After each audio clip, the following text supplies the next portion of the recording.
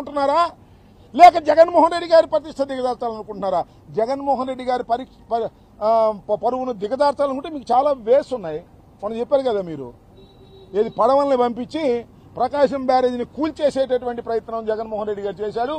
ఆయన పెద్ద విధ్వంసకారుడు, ద్రోహి అని చెప్పారు కదా, అలాంటివి చేసుకోండి.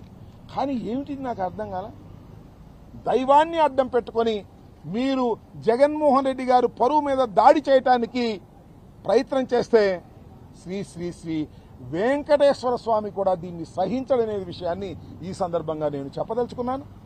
ఇవాళ మరి నేను అడుగుతా ఉన్నా, బీజేపీ వాళ్ళు వచ్చారంటున్నారు కదా, ఆ పురంధరేశ్వర గారిని అడుగుతా ఉన్నా, అమ్మా ఏంటిది నాకు అర్థం కాలేదు. జగన్మోహన్ రెడ్డి గారి ఇంటి గేటు దగ్గరికి వచ్చి అవి ఇసిరి ఆనందపడాలనుకుంటున్నారా? మీరు ఎందుకు ఆనందపడాలనుకుంటున్నారో మాకు తెలుసు. విశాఖపట్నంలో ఇవాళ ఏం జరుగుతూ ఉంది, రగిలిపోతా ఉంది విశాఖపట్నం. ఉక్కు ఫ్యాక్టరీని ఇక్కడ నుంచి తీసేస్తున్నారనేటువంటి బాధతో విశాఖపట్నంలో ఉన్నటువంటి కార్మికులు, ప్రజలు తిరుగుబాటు చేసే పరిస్థితి వచ్చింది.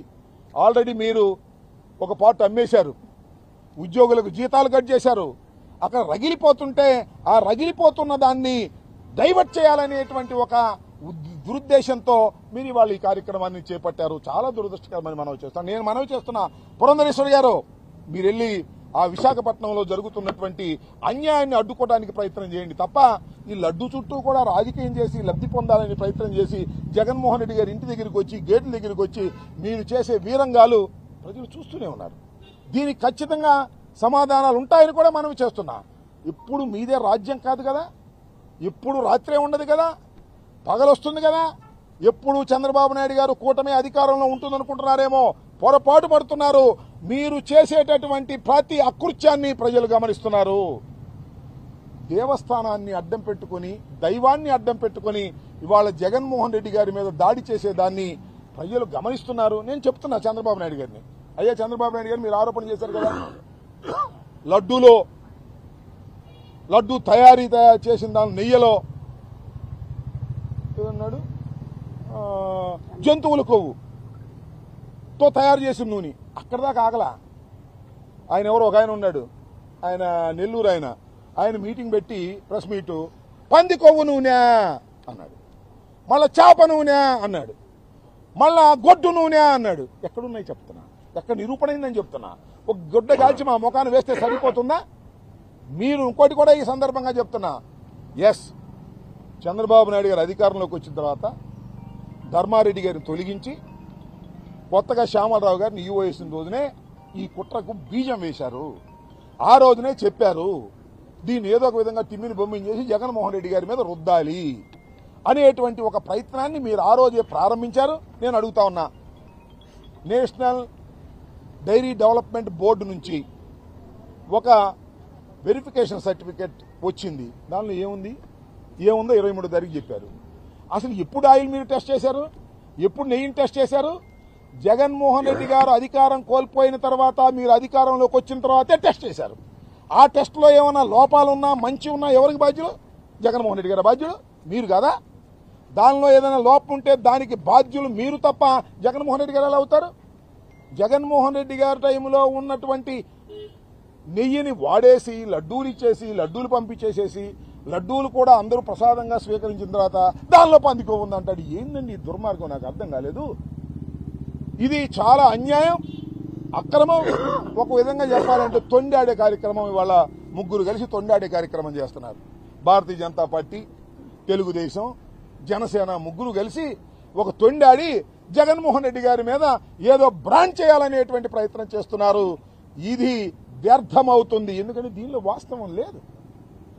ఒక అద్భుతమైన కల్పన కల్పించి జగన్మోహన్ రెడ్డి గారి మీద బురద జల్లేటటువంటి కార్యక్రమం చేస్తున్నారు మీరు. దానికి జగన్మోహన్ రెడ్డి గారే. అసలు నాకు అర్థం కాల, జగన్మోహన్ రెడ్డి గారు ఓటమి పాలైన తర్వాత చంద్రబాబు అధికారంలోకి వచ్చి ఎన్ని నెలలైంది? 100 రోజులు దాటింది. అసలు ఎక్కడ ప్రశాంతంగా లేడు ఆయన. ఎప్పుడు ఆరోపణలు చేయటమే. వరదలో జగన్మోహన్ రెడ్డి గారి వల్లే వచ్చాయి. ప్రకాశం బ్యారేజీకి బోట్లు జగన్మోహన్ రెడ్డి గారి వల్లే వచ్చాయి. ఏలేరు వరదలు జగన్మోహన్ రెడ్డి గారి వల్లే వచ్చాయి. మరి నువ్వెందుకు? నాకు అర్థం కాలేదు. ఇవాళ తిరుపతి లడ్డూలో, ఎప్పుడో జరిగిన లడ్డూలో అది ఏమీ లేదని తేలినా కూడా ఏదో ఉందని చెప్పేసి ఆయన భజంతి పత్రికలందరూ కూడా రోజుకొక ఐటమ్ వస్తారు. ఇవాళ లడ్డు గురించి రాయాలా? మీరు చూశారు లేదు పత్రికలో, ఈనాడులో లడ్డు గురించి రాయాలా? తిరుపతిలో చాలా ఘోరాలు జరిగి డైవర్ట్ చేశాడు.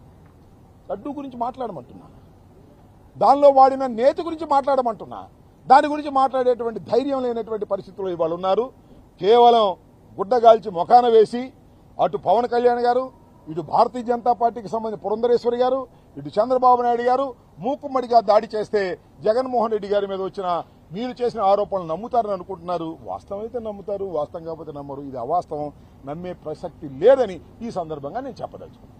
పవన్ కళ్యాణ్ ఈరోజు మరొక హాట్ కామెంట్, అయోధ్యకి ఏవైతే లడ్డూలు ప్రసాదంగా పంచారో వాటిలో కూడా జంతు ఆయిల్స్ అన్ని కలిసాయి అనేది ఈరోజు కామెంట్. అయోధ్యకు పంచింది ఎవరు? తిరుపతి లడ్డూనా? అది ఏమి నాకు అర్థం కానా? పవన్ కళ్యాణ్ గారు నేను అడుగుతా ఉన్నా డైరెక్ట్ గా, తయారైన లడ్డూలలో పూర్వం తయారయ్యి నైవేద్యం పెట్టి పంపించిన లడ్డూలకు వాడినటువంటి నెయ్యి ఇంప్యూరిటీస్ ఉన్నాయని ఎవరు చెప్పారు స్వామి?